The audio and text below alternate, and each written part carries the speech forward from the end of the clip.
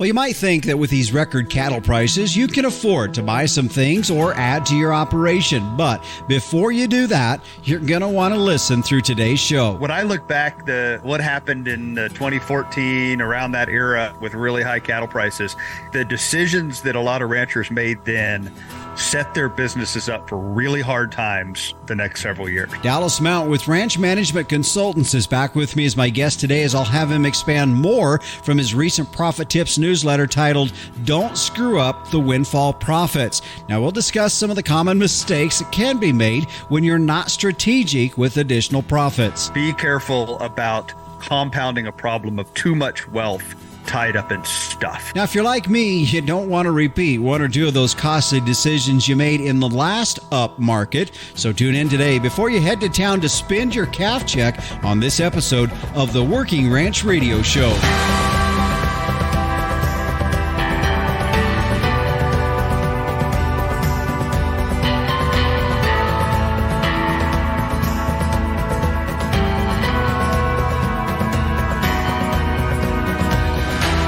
Hi, everyone. This is the Working Ranch Radio Show. I'm Justin Mills. Thanks for joining us here on our program. Man, I'll tell you what, we have got a lot to cover here today.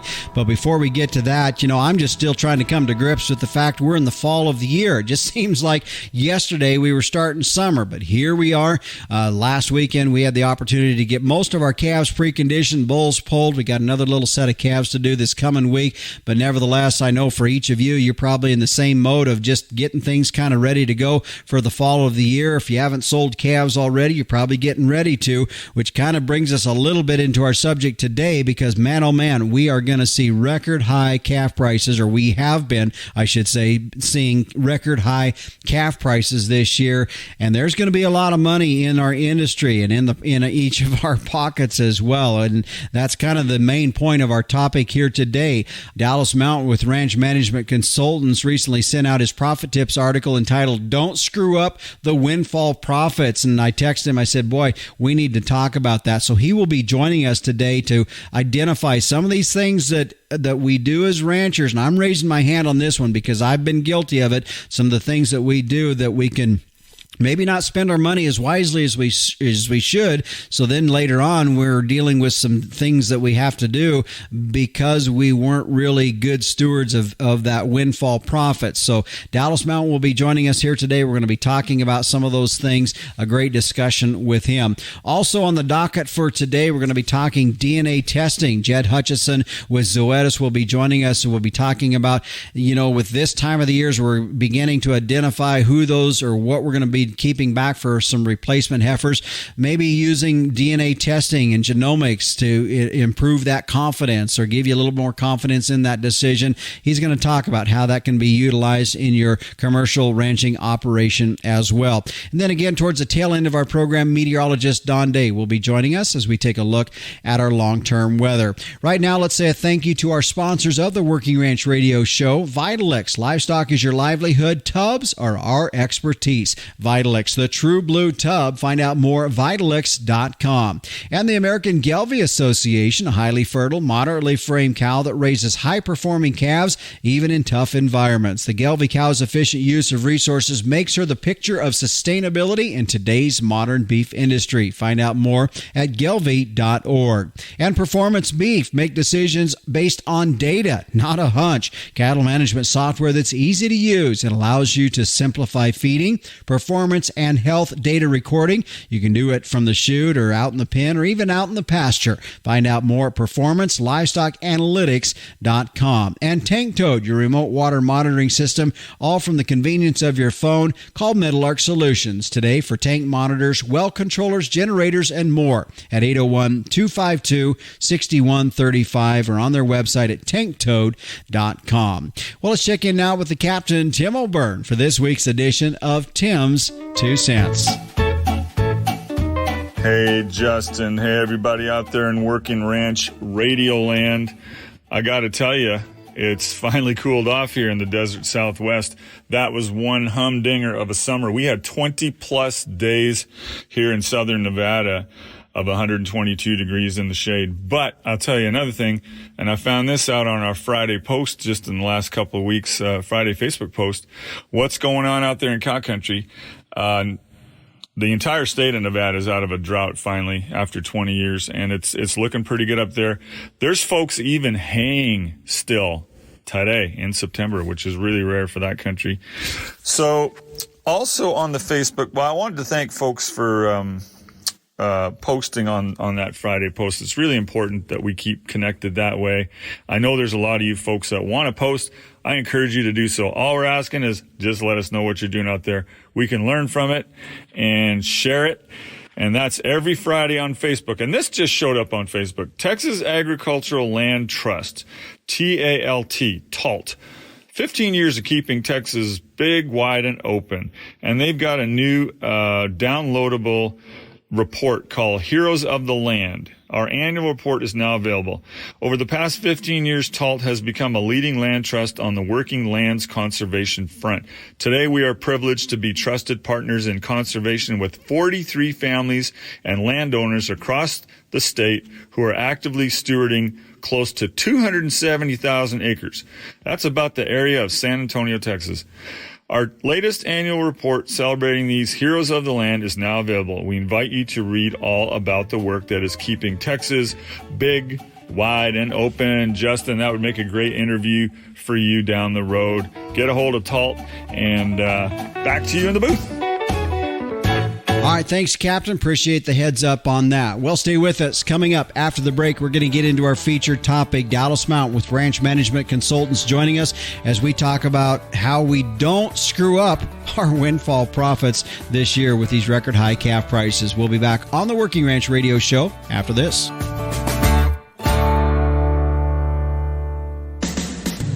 Animal health is key to your business, so how do you track cattle health treatments? Stop relying on pen and paper or complicated programs. Performance Beef helps you record processing data, enter costs, and track animal health history, all in real time at the chute. The mobile app also makes it easy to log pasture and pen treatments on the go. Your health data is integrated with feed and financial information in one easy-to-use platform, accessible from your computer, smartphone, or tablet. Find Performance Beef online to request a demo. And welcome back to the Working Ranch Radio Show. I'm Justin Mills. Thanks for joining us here as we head into our featured topic here today, a subject that really for some time has been rambling around in my head, in the back of my head for a while. Not for the sake that I've got it totally figured out, but it's just something for my own personal experience. Is just like, man, we are heading into a time where markets are looking good. We, fortunately, for my neck of the woods, can't say this for everybody, but we had some pretty good moisture this year, so things were, for the most part, a nice year, and looks like these calf prices are going to be really good for this year and as we look ahead. So then in the back of my mind, I'm thinking, okay, I remember the last time this happened, and I kind of stepped in some big doo-doo, and I'm still paying that off. And so what we're talking about here today, and my guest that's joining us is Dallas Mount, who is the owner and CEO of Ranch Management Consultants. And first of all, Dallas, thanks for joining us here today on the Working Ranch Radio Show. You bet, Justin. Always fun to join you. So looking forward to our discussion. Well, the topic we're talking about, and I'm just going to use your title here, mainly because it really catches your attention, is don't screw up the windfall profits. And boy, when that came out, and I texted you this past weekend, I said, hey, is this something you'd want to talk a little bit more on the show about? This is, as I was saying and starting and introing this segment here, boy, the last time this happened, I did, and you and I were joking a little bit before we went on air here about I'm still paying off the tuition on that school of hard knocks. And so as we start this, we're going to get into some things, but it is really critical that we kind of pay attention as we head into this time frame of our cattle cycle and our markets and so forth. Yeah. When I sat down to write this article, it's one of those ones where sometimes writing these articils are painful. This one was not painful. It just, I bet I wrote this whole article in 10 minutes, right? It just rolled right out of me. But I feel like I'm getting to be one of those kind of grizzled old gray-haired guys at the cafe. We've been here before, right? We've done this before now. And maybe you and I are getting a little too much gray hair, but when I look back, what happened in 2014 around that era with really high cattle prices, the decisions that a lot of ranchers made then set their businesses up for really hard times the next several years. And I, the clients we work with and the people we follow, I want to caution them, let's not make the same mistakes that we made then this time. Yeah. Well, what you just said there is exactly right. I think we can get ourselves into a position because there is a lot of money right now in there flowing in, and granted, there are maybe some things that we need to do to catch up for what we've been putting on the back burner the last several years. I understand that to a point. And as we jump into this topic, the thing that is ironic about this, in fact, it was a conversation I had with somebody else who had went through ranching for profit later years. We both did. We didn't, and we just met each other at the time because I had bought some cattle from him, and we were talking about, boy, this is so great, man, it's so easy to ranch, and we had moisture and cattle prices were high, and I always joke about the fact that it's pretty easy to be a rancher when you're getting above average moisture and cattle prices are high. Yeah, it can make things seem pretty easy and make us all feel like we're pretty smart, but just wait. We'll get humbled, won't we? Yeah. And so as we start that, so we don't have to be humbled quite so severely, let's go through some of these things and some of the ways that we can avoid not making those mistakes and go into that and let's maybe identify some of the things that can happen that we need to be cautious about. And I'll let you start. I know one of the first things was about employees. Yeah. So I just want to caution people about adding employees, right? When you have some extra cash flow and when the ranch is doing well, it's tempting to, let's bring Junior home, right? Let's add another person to the business. What we see as we look into a lot of these ranching operations is oftentimes for the amount of value that the ranch is producing, we call that gross product, right? For the amount of gross product that business is producing, many of our ranches are already overstacked. Okay. So what we want to caution people to do is don't make the problem worse in these years when it feels like cash flow is plentiful.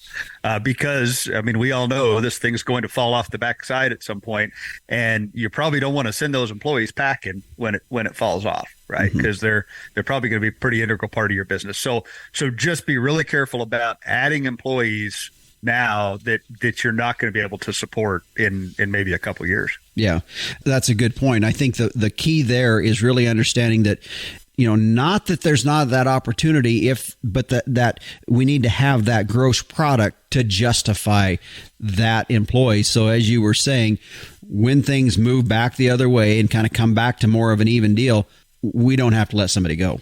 Correct. And I think it's fair to say, hey, our business is doing $1 million of gross product now. It's just, it's just Ma and me here on the ranch. We'd love to bring you back on, realizing that within a couple years, we better be doing $1.5 million of gross product in order to justify you.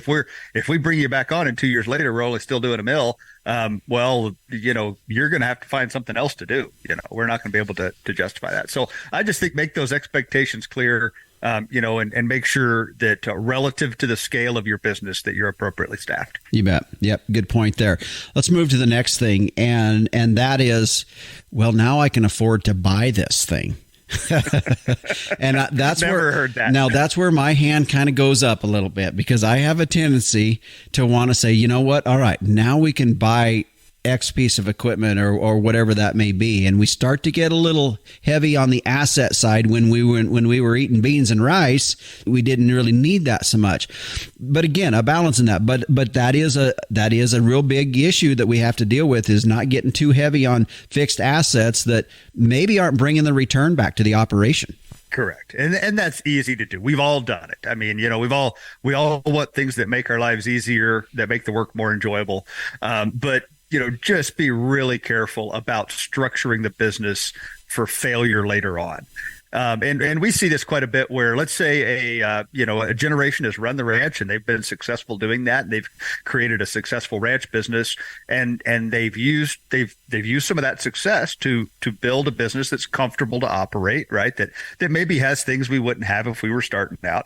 Well, then they bring Junior on, or the next generation, and they say, all right, now here's the ranch business, and here's all this stuff that goes with it that you now have to support. right? And now they're handing off a ranch business that is not economically viable because there's just way too much stuff for what the business would support. So the caution that I had in the article was be careful about compounding a problem of too much wealth tied up in stuff. Okay, so if you're looking at hey, here's the amount of, again, this is the scale of our business. What's a reasonable amount of fixed assets, machinery and things that this business can support? And it's tempting to tie that up. One of the tempting things is to do that in the name of tax avoidance. Yeah.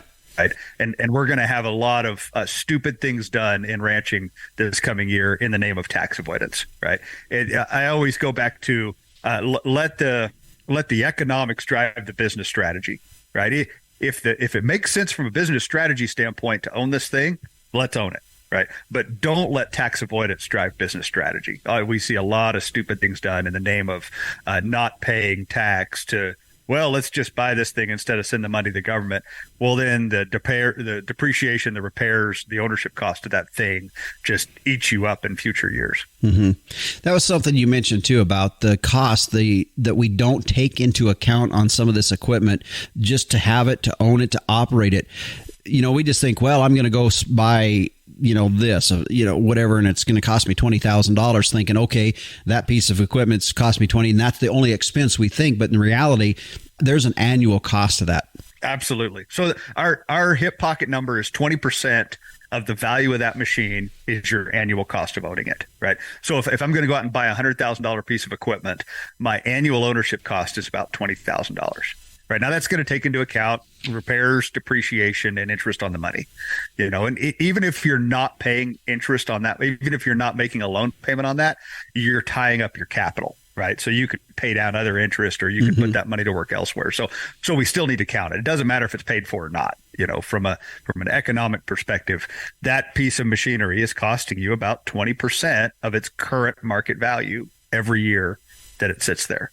So when you look at something that's sitting out there in your pile, right, that gets used for 10 hours a year, right, ask yourself, that was an expensive 10 hours, right, or whatever the number is. Yeah. It's definitely something I again, I say this is one of your areas that that you brought up here that really hit home for me, because there's that tendency to want to go out there. We got a little extra cash on hand and we're thinking, okay, let's go buy that.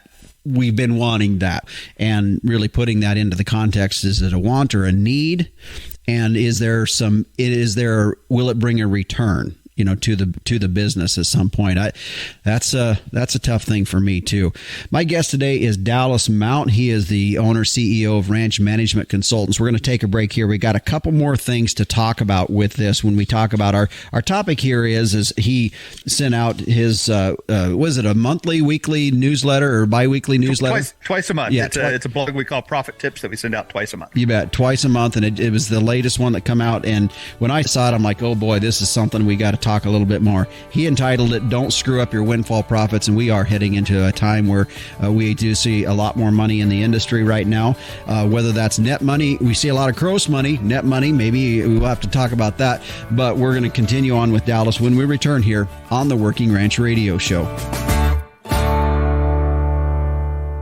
A sustainable ranch is one that can do more with less. And for beef producers, it can start right at the herd level with a cow that's efficient with her resources and environment. And in today's modern industry, Gelbvieh females are the picture of sustainability. Gelbvieh and Balancer cattle are early maturing with maternal superiority through increased longevity, added fertility, and more pounds of calf wean per cow exposed. Adaptable, versatile, and sustainable. All factors that have a positive impact on your bottom line.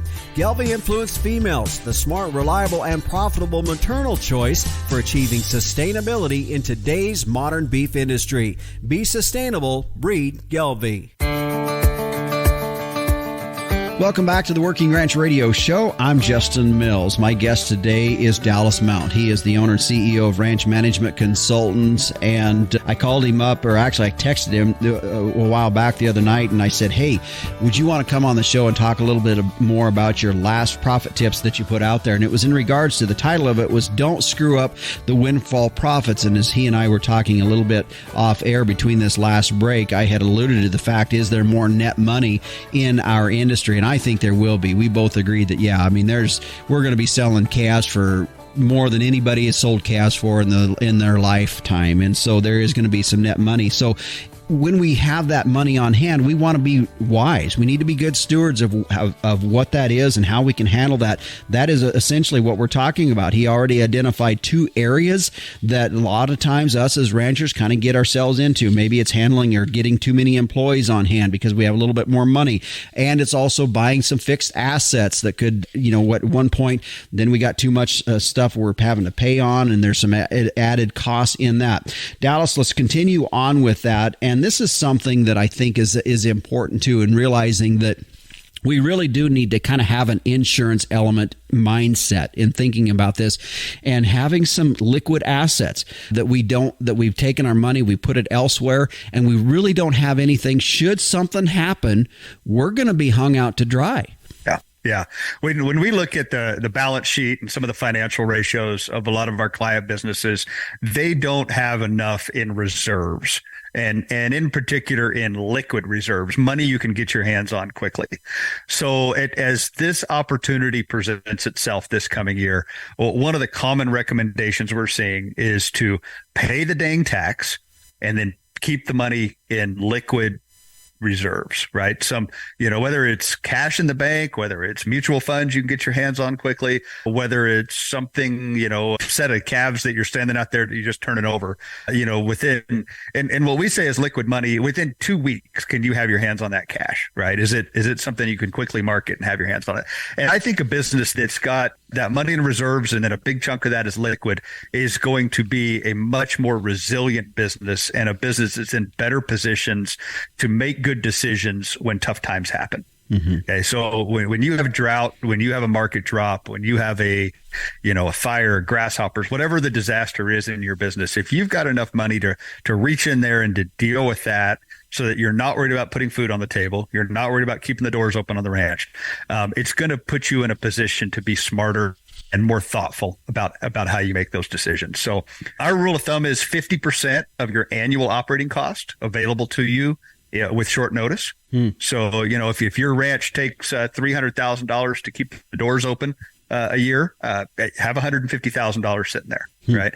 And that might mean carrying some money on notes too. So, a lot of people want to get really aggressive about paying off debt.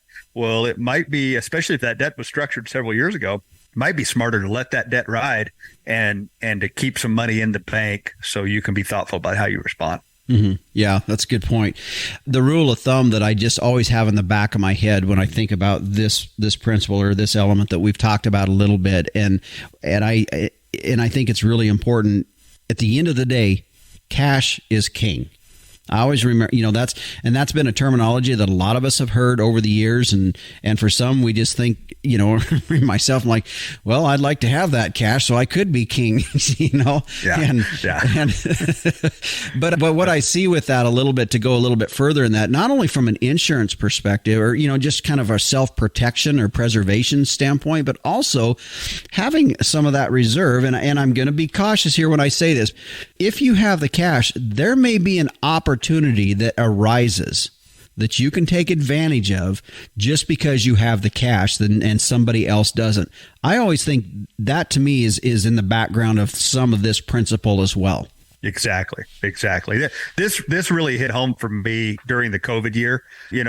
I was fairly young in running this business. We had one season underneath of us, and we had a good season that year, and we had some extra cash flow, and I was carrying a large debt that I could have thrown that money against, right, and knocked down some of that debt.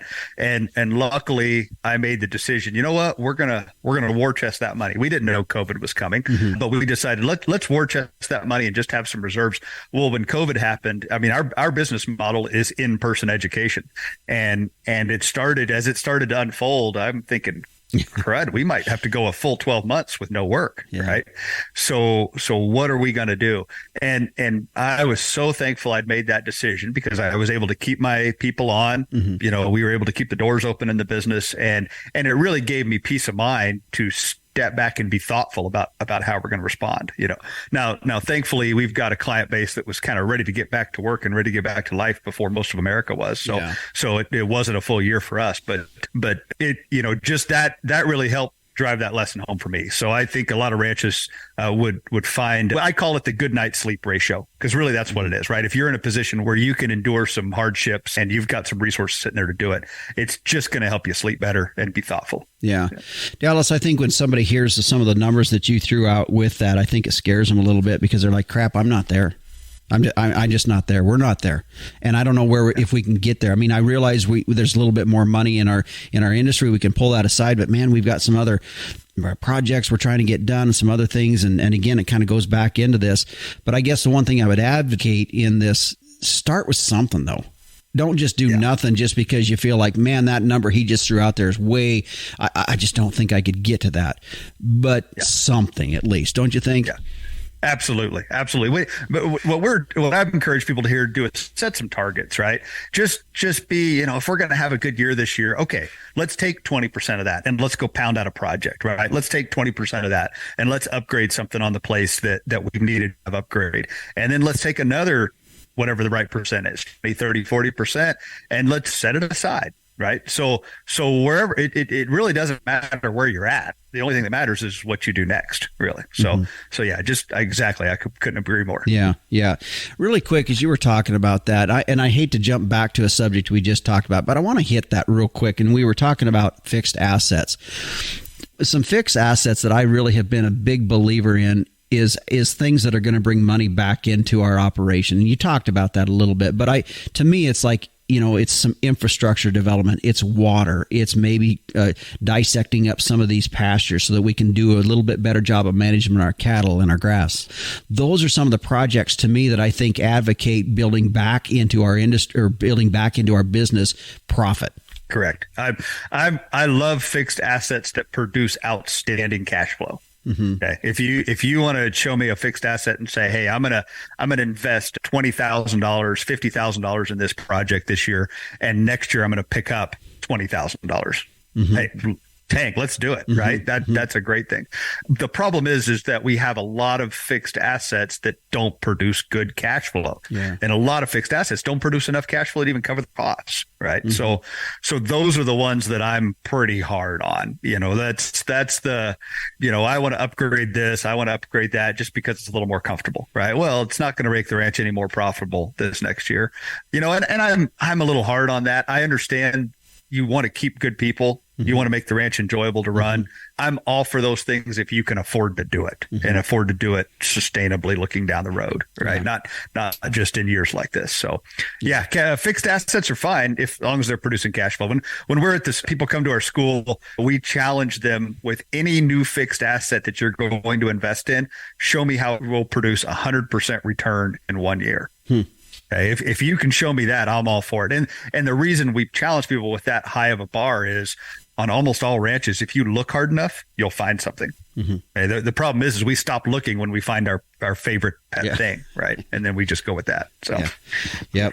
Something with an engine is always just kidding. That's a joke. I'm a gearhead, so I'm guilty of charge right here. Well, I didn't purposely mean to go back and hit that, but a little bit of it tied, because when we talk about liquid assets and having that money available, I mean, if we don't have it available, what's it then going into? And that's kind of what brought that, where my mind was going with that. Let's hit our last thing. And I think some of this kind of ties everything a little bit together a bit, because, and it's something that your business model of your school is it's how do we get into a mind? Let's get a business mind into running our ranches. We know what to do with cattle. We know what to do in the different times of the year. We know how to run livestock. We know how to do that. But boy, when it comes to the business side of things, that's when things get a little hairy. And that's where some of this all ties in together. Yeah.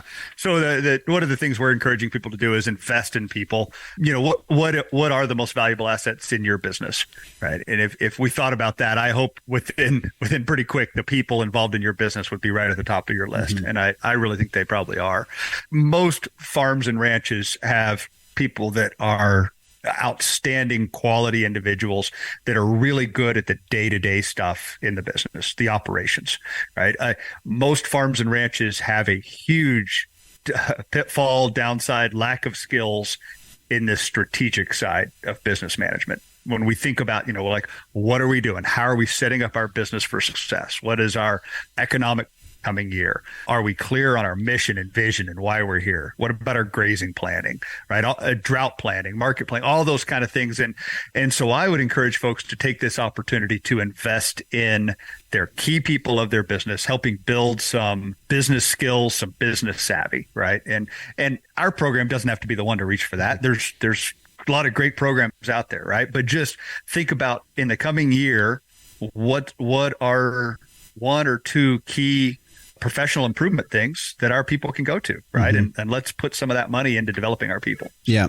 And that's a good point, because as we talk about this, we kind of wrap up our conversation here today. One of the things about everything you talked about here today, people are going to say, boy, I agree. I understand. I know what you're saying. I know what you mean. And then they're going to be like, but man, I just don't know where to start. I don't know how to, what to move off this, or it just seems like a big task. And I guess the thing that I think about is just start doing, do something. Something that I've always tried to live by, even when I was, ran the Nile Stock Show and Rodeo in Billings, Montana with staff, and we were looking at from one event to the next event.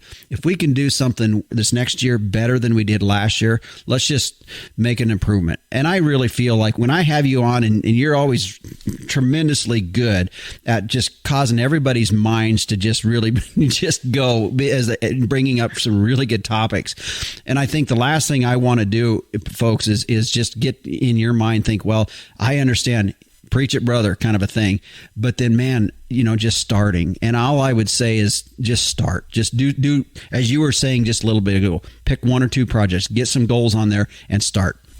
Yeah. So I think on this business management, business knowledge side of things, to just start, I would say, let's identify at least one multi-day thing that's going to take us off the farm or ranch, that's going to raise our skill set for running our business, right? And just sit down and with your team, everybody look out and say, okay, here's something we're going to do. And I think it's critical that it take you away from the farm or ranch. Yeah. You cannot really think strategically about your farm or ranch when you're absorbed in the day-to-day, and to be able to get away and have some time to reflect and be with other people that are pushing it is going to be the difference maker. So that's what I encourage people to do, is identify that one thing this coming year that you're going to do. You bet. Well, Dallas, we've hit some great things here. This is definitely one of these types of deals. Go back and listen to it again. It's pretty easy to do. Go to our podcast site at workingranchrradio.com. I know you got school started up. I just asked you, I said, when your first school starting up? You said, well, it's coming up this next week, and you're headed out to Washington. And so, but I know you got some other schools kind of coming up. Let's hit that. So if folks are interested, maybe attending a school. We do. We're going to have a dozen schools that we're going to be offering all across cattle country here in the next several months. There's a school happening somewhere within your area. And if it's not, travel, So I'd encourage people to look at our list. We have more people enrolled as of now than we've ever had in the history of the company. So some of those schools are getting limited in terms of their space. So if you want to kind of pick your location that you're going to attend and the dates, I would encourage you to go ahead and get that. What we do when people enroll is we collect a deposit, and that deposit is fully transferable to another school. So if you say, hey, I want to go to Colorado Springs and save my seat, boom, you're enrolled. A couple weeks goes by and you go, you know what? I think I'd really rather go when they're in Billings. So you can ask us to make that shift. So, but anyway, yeah, I'd love to see people this coming winter and connect with all of you. We've got an amazing group of instructors that are really just knocking it out of the park, and it's so much fun to be involved with the work they're doing. All right. Well, folks, I know you can go to their website at ranchmanagement.com. You can get more information, the profit tips that comes out every couple of weeks. I appreciate that. That's always thought provoking. I know you do it sometimes. Sometimes you have some other folks do that for you as well. Some of your teachers as well. Appreciate you, Dallas, joining us here today on the Working Ranch Radio Show. Thanks for the opportunity, Justin. And again, my guest today, Dallas Mount, owner and CEO of Ranch Management Consultants. Always great to have on our show. I appreciate many of the things that he brings to the table as he talks with us, not only from his perspective as an educator, but also just in the fact that he does deal and work with a lot of different producers across the country and brings that wealth of knowledge and information to us when we have our shows. You know, something I was thinking about a little bit ago, we didn't really touch into this deeply, but I would encourage you, if you want to read that particular profit tips, go to that. There's also some good dialogue and some of the questions from different folks in there. I know one of the things that happens when we see these cattle prices go up, there's that desire for some folks to want to jump in. That was my downfall, jumping in the cattle market when things were high.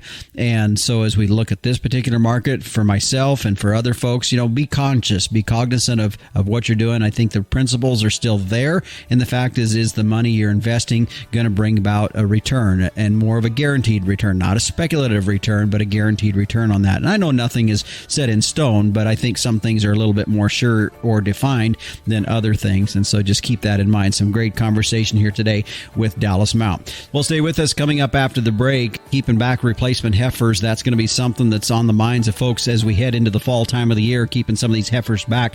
How can you utilize DNA testing in that? What are some advantages and things to be thinking about on that? We're going to talk about it when we come back. And then, of course, later on in the show, meteorologist Don Day will be joining us as we take a look at our long-term weather. All of that when we come back on the Working Ranch Radio Show.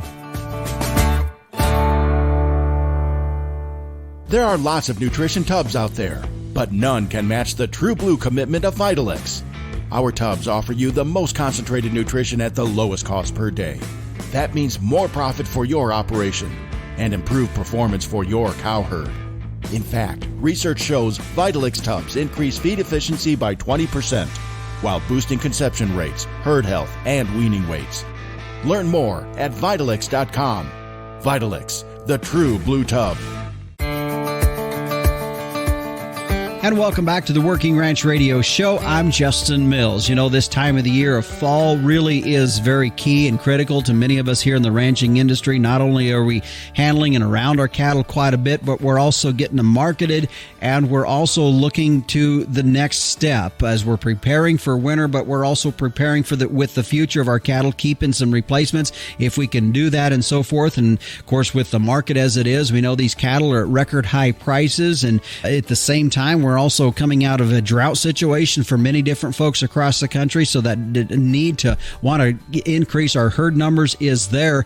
And we've had on our show at different times talking about genetic testing. We're going to talk a little bit about that more here today in this segment. And first, I want to introduce my guest, Jed Hutchison, who is the Strategic Accounts Manager for Zoetis U.S. Beef Genetics. And Jed, thanks for joining us here today on the Working Ranch Radio Show.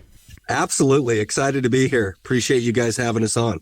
I've had on the show here, we've talked a little bit about genetic testing, probably 3 or 4 shows on that in itself. And the thing that comes to my mind here a little bit, I did an interview a few weeks ago with Rick Machen with the King Ranch Institute for Ranch Management. He was talking about how technology is shortening the learning curve for some ranch managers, that maybe not having to go through several different cycles. I look at the same aspect of that with genetics, in the fact that in the past, okay, it took several breeding years to kind of filter through and get the genetics you wanted. Now with some of the genetic testing that we have with DNA testing, we're really shortening that up quite a bit. Oh man, we're so far ahead of where we were even just, 5 years ago, 10 years ago, of what's really available. When you hear EPDs and have the opportunity to look at the genetic makeup and look at specific traits, it's been something that's been heavily used, right, in the dairy industry. And then in the beef world, it's been something that the seed stock guys have really been able to utilize and capitalize on, as they've tried to be very strategic about the type of bulls that they're building to sell into the commercial guy. But the commercial guy's kind of been sitting there without some of those technology advances to be able to give them that insight. And so now to be able to come to a commercial cow-calf producer and say, I can look at that heifer as a day-old calf, and I can tell you, as if she had 20 calves already on the ground, what her genetic potential might be within your herd. I mean, that's a really big deal. Mm-hmm. From your perspective, as we're starting to see this now from the commercial side of things, what's the aspects that you feel are some benefits for the commercial producer? Okay, that's a great question. So we have a commercial heifer test. It's called Inherit Select. That test is going to give you 20 different traits, 3 different economic indexes. And with that information, you're going to be able to look at things like birth weight and fertility that we think is so huge, mature size, milk, foot score, a teat and udder, disposition. Who doesn't want to deal with an ignorant cow, right? I mean, that's such a huge thing today. It seems like disposition has really become a thing. And so being able to use not only those traits, but also with the test, it gives you breed composition. So if you're trying to incorporate some heterosis, or you're not real sure, you're really predominant Angus, but you've got a little influence here and there, and you're trying to identify who really is the best cattle or what's making the best cattle in your environment, we can give you breed composition. Mm-hmm. The other part of the test is sire trace, being able to tell you which of your herd sires are producing your very best females. We might go spend 10 or 12 or 20,000 on a bull, and he's only breeding 2 or 3 cows, or his calves really aren't making the very best heifers. And so those are a few of the things that you get with the test. But I think the biggest opportunity is now you're creating a baseline. Now you're not just going off your gut feeling or what you think, but you have some information that you can utilize to be able to start making decisions, and you can create a baseline. And now each year we can start making them better, because we're going to start peeling off those bottom individuals that are constantly in there that we don't identify till they're 3-4 years old, and we've already invested how much into those individuals. Yeah, that's the thing that I guess when I look at this, I believe that we've always had the visual aspect that we've looked at these cattle, or we know their mama and we say, well, the mama's done this. But this is going to give you a lot more confidence knowing where you can base the DNA off of it. And because there's a sire side of this, it's also got to play into this. You asked me, because it's something that we did last spring with our heifers, where we DNA tested them. And you said, well, what'd you think? That's my question to you. When you talk to producers and you're going through that information with them, what intrigues them the most? For me, I love that word that you used, confidence. I think for certain individuals, it kind of gives them more confidence in their decision-making tree. It gives them, again, more information that we've never had access to. And I guess we're being more proactive.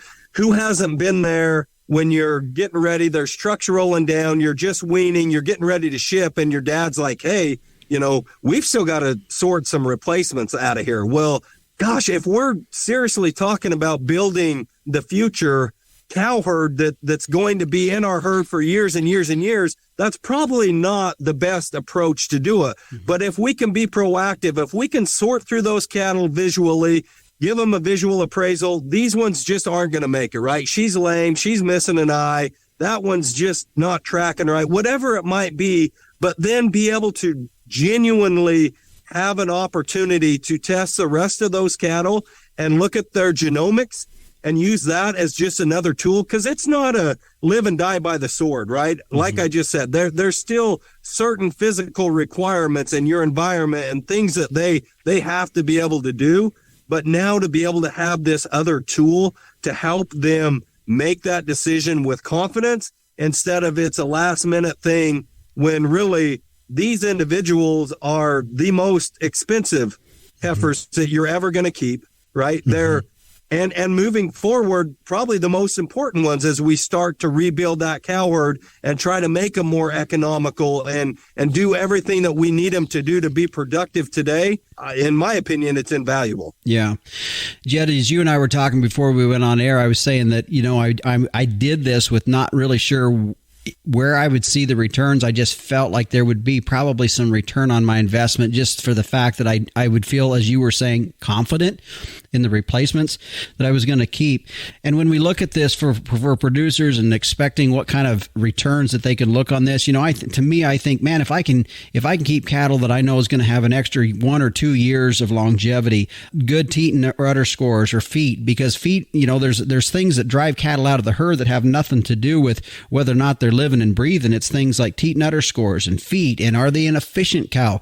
To me, those are the returns that I look at when I look at doing this program, that I would think producers would be looking for as well. Yeah, I think you're spot on, Justin. And one of the other advantages to our test is, so it gives you that EPD, right? That genetically enhanced EPD number, but then it also gives a percentile rank. So it tells you where that individual falls within those different traits, or if you're just going off of one of the indexes, right? It looks at that index and tells you how she ranks among all the other females that have been tested.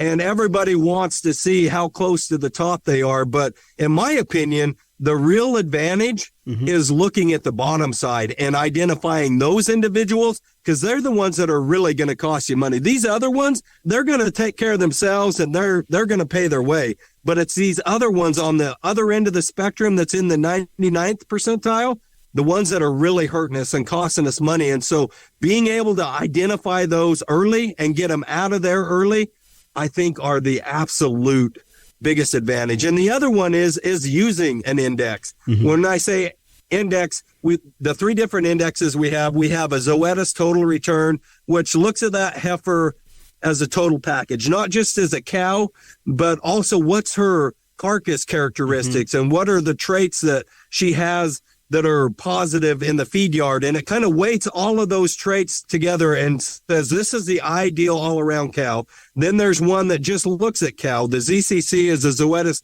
cow calf. And then there's the Zoetis feed and carcass.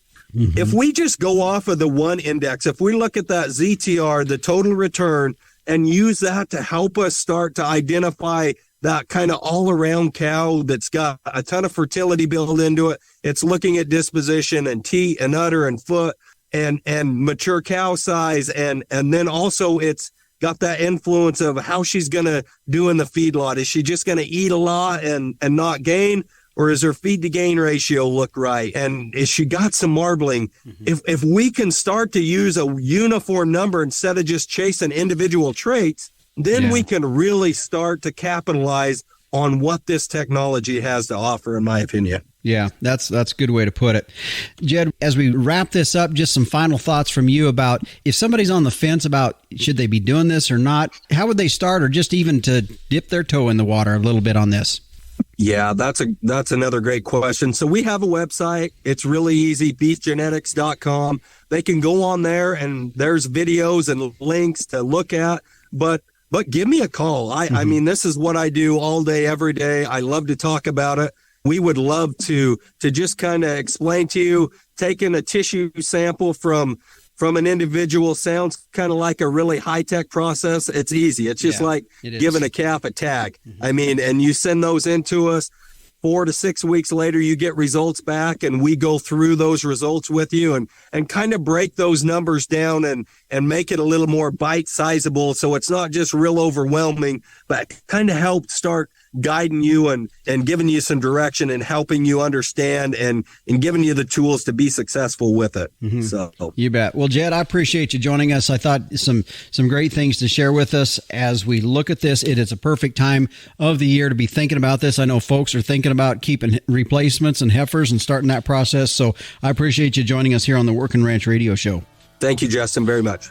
And again, that was Jed Hutchison with Zoetis, as we're talking DNA testing and the use of genomics in your cattle herd. Just not for registered or purebred outfits anymore. It is a commercial tool that can be utilized, as today talking with Jed about that. Now, if you do have questions, you're ready to maybe look at that, you can go to the website at beefgenetics.com and you can click on book a call to schedule a time with a Zoetis rep to learn more about how you can utilize DNA testing in your herd. Stay with us. When we come back, meteorologist Don Day joins us as we take a look at our long-term weather. We'll be back on the Working Ranch Radio Show after this. Do you have a young child, grandchild, niece, or nephew that loves the weather and wants to learn more? Day Weather has produced a children's weather journal full of weather facts, fun weather experiments, coloring pages, and pages to record weather observations for every season of the year. The weather journal is for ages 3 to 7 and designed to be fun and educational. The interactive weather projects are fun for the whole family to take part in. For only $10, the Day Weather Journal is a great gift idea for any occasion. Click on our Amazon link to order at dayweather.com. And welcome back to the Working Ranch Radio Show. I'm Justin Mills, as we're joined now by meteorologist Don Day with a look at our weather. And Don, here on this weekend, active weather across the northern tier of the country. The Dakotas are getting some rain, and you had mentioned also coming out of this last week, we're also seeing some good moisture down in the southern plains as well. Yeah, we've been able to pick up some rain in some areas that needed it over the last week. Parts of eastern Oklahoma, parts of eastern Nebraska, areas that have been some pretty dry, parts of Texas as well, and parts of the southern areas of the Rockies. Has been productive with some areas of showers and thunderstorms. You mentioned the Dakotas. Those areas are pretty wet right now with a system coming out of the Pacific Northwest. So here we are. Now It's officially fall, and it's really looking well, and it will be very fallish. Well, and as you talk about fallish, one of the things that this last weather storm that we're seeing that kind of went across my part of northern Wyoming, northeastern Wyoming, but also some snows in Montana and Wyoming. That's also an indicator that we're bumping on the door of some new kinds of weather. Yeah, we are. And the frontal systems so far this fall that have come into the northern and northwestern United States haven't been terribly cold. We haven't seen that Canadian connection, but each one, it's kind of like a staircase where each one's just a little bit stronger than the one before it. And you just kind of gradually, what we're seeing this fall for a lot of the lower 48 is we've been easing into fall, which doesn't always happen. Yeah. But as we go into the beginning of October, I do think that we're going to start to see these frontal systems pack a little bit more of a punch. Mm-hmm. And early October can be interesting because you can get these colder systems hitting the northern and western United States, bringing a wide variety of weather. And the tropics can also be very active as well. And getting more active is something that we'll be keeping an eye on as well. So you can have a lot of moving parts in October. Mm-hmm. Well, and you had mentioned that before we went on air here, you were talking about you expect October to be a very active weather month. What else are you seeing other than just we're in a kind of a cross season here of coming out of summer and into fall? And what else do you see in that? Well, what we do see in the month of October, especially the beginning of it, is that we could end up with a couple of strong fall storm systems that are impactful. And if you look at there's a lot of harvest going on in the month of October. We're also looking at the changing seasons, those lowering of the snowfalls in the mountains, getting a little bit lower, those first real hard frost or freezes. We've been able to avoid a lot of that in the month of September, but our luck runs out this month, the new month coming on up. I do see that once we get into October, that especially from the Pacific Northwest to the northern plains and into the Intermountain West, expect quite a bit of weather. I also expect that as these systems leave those western areas, this will be producing more rain and thunderstorm activity for parts of the southern and central plains areas as well. So there's nobody that it looks like at the beginning of October is going to have any boring weather. Let's put it that way. Okay. All right. Well, I know we caught you on the road today. Safe drives back as you head back home. Sounds good. We'll talk to you again soon. You bet. Thanks. And again, that was meteorologist Don Day with a look at our long-term weather. You can find him each and every morning on his daily video podcast at dayweather.com or on his YouTube channel as well. Stay with us. We'll put a wrap on this week's show when we return on the Working Ranch Radio Show.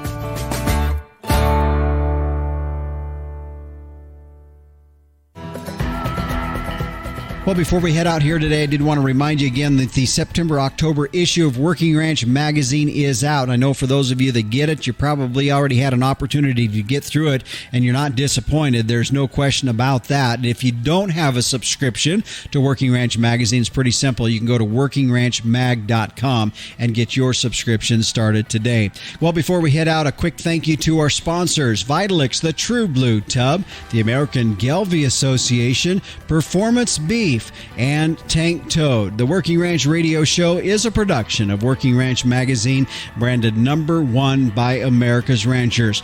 Now, like I said before, if you want to get a hold of me, maybe a show idea you have or questions you have, you can sure send me an email at justin.workingranch@gmail.com. Well, we thank you for joining us. Be sure to tune in. Same time, same place next week or on your favorite podcast provider. I'm Justin Mills, and until next time, keep your chin down and your mind in the middle. So long.